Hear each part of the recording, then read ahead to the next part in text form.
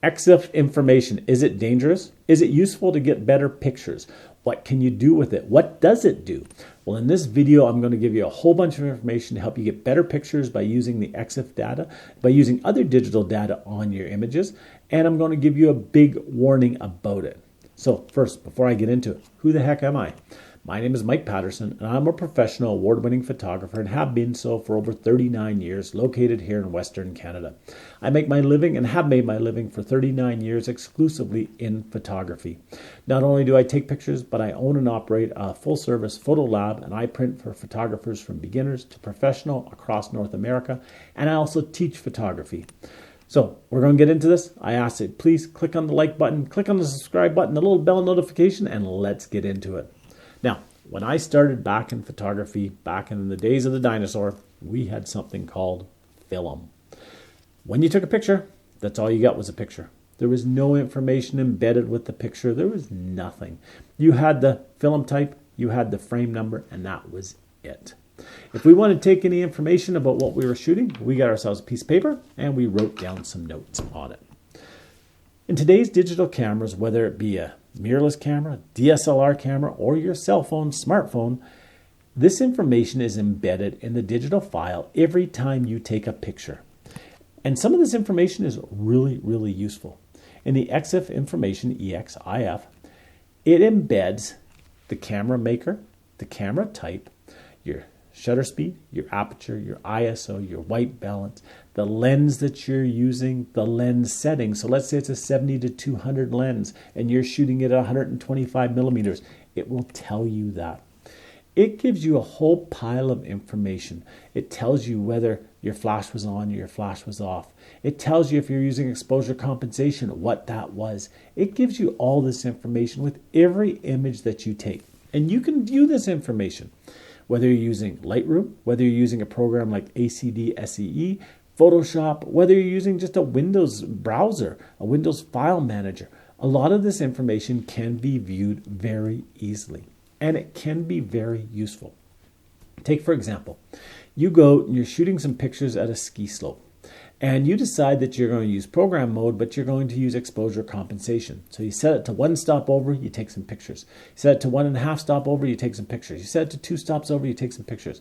Well, by the time you get back home or into your office and you're looking at these pictures, you just forget what you set it on. Which ones look the best? Was it the 1 stop, the 1.5 stop, 1 3/4 stop, 2 stop, 2 1/4 stop? What was the setting? I don't remember what the settings were.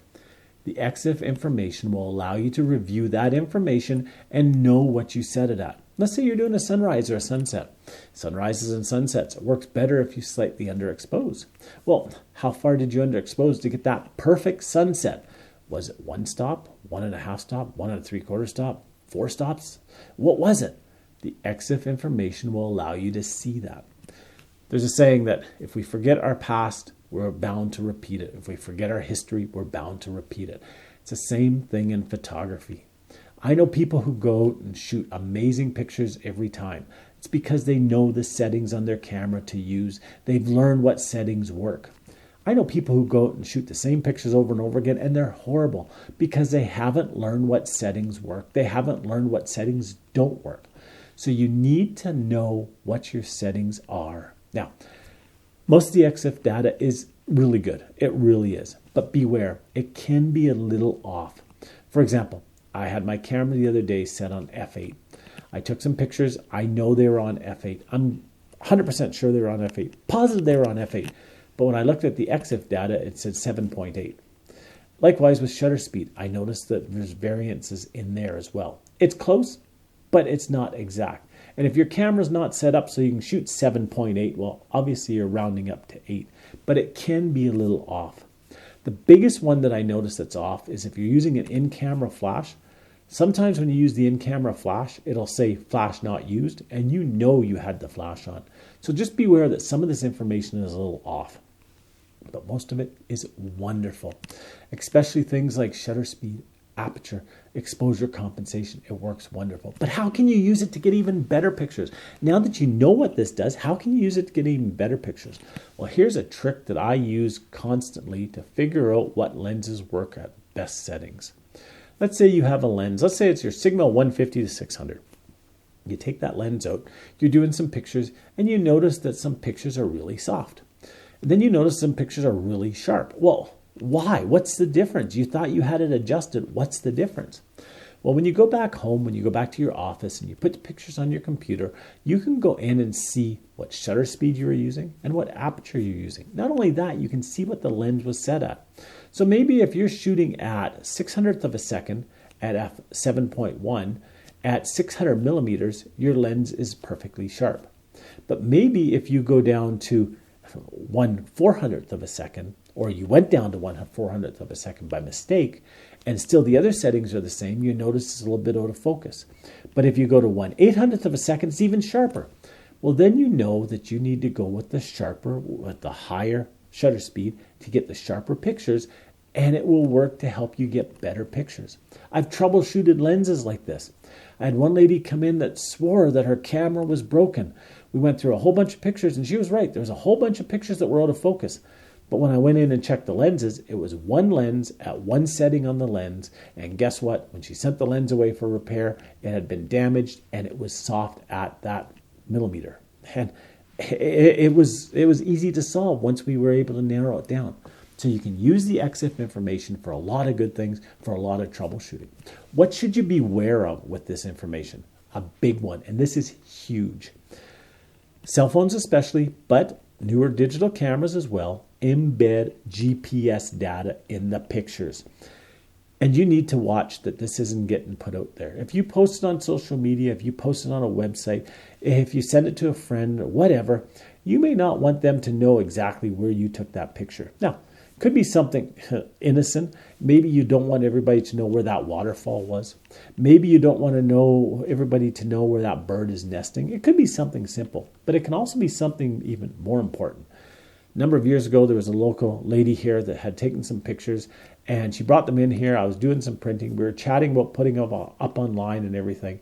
And I mentioned that she should make sure that the GPS data isn't included. And she looked at me and she went, "What do you mean? What's GPS data?" So I explained to her that when her cell phone pictures were taken and she put them up online for a modeling agency, that all of her GPS data went with it. It told people where her house was. It told them where she lived. And she was putting the information out there when she uploaded these pictures. So I strongly suggest getting rid of the GPS data for most pictures, especially if they're in your house, especially if they're in somebody else's house, to get rid of this information. Now, one thing that happened here locally a number of years ago was we had a bird that flew into the area that wasn't native to this area. We knew that he was in the area.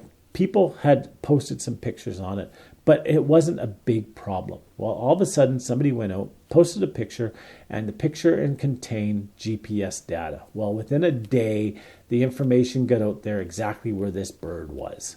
And guess what? This bird just got hounded by photographers because everybody found out by the GPS data being put out there public. Somebody went and scrubbed the information and put it out there and says, "Oh, it must be at this place." So be careful if you're posting data. Be careful if you're leaving the GPS data in there, that you're not giving away information you don't want to give away. It can be dangerous, especially pictures of kids. Now, what else can you put on there?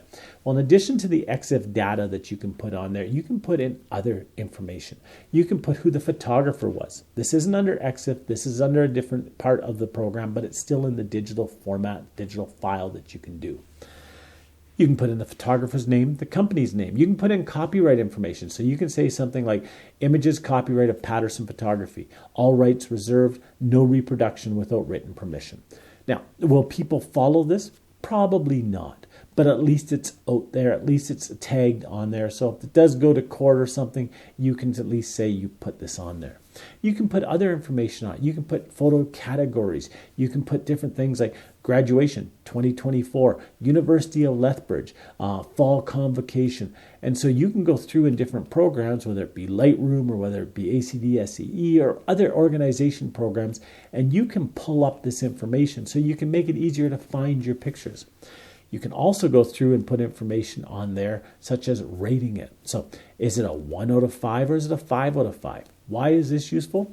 Well, let's say you have somebody that contacts you and they say, "I want your best 5 out of 5 images of a grizzly bear. Well, you can go through and type in grizzly bear 5 out of 5, and it will pull up all your top images. You can put a lot of information into your file, and it does work really well. But again, back once more to the roundabout thing, I would very much be careful about leaving GPS data. Now, for somebody like me who's shooting in a studio, I don't care if people know where my studio is. No big deal. When I'm shooting at home, I make sure there is no GPS data on anything that I publish. Or even if I'm out in the bush, I make sure there's no GPS data, just to make sure. But hey, that's up to you, but that's what I strongly recommend. So until next time, have yourself a great day. Get out there and take some amazing picture and use that data to help your pictures to get even better. We'll talk to you next time. Bye-bye now.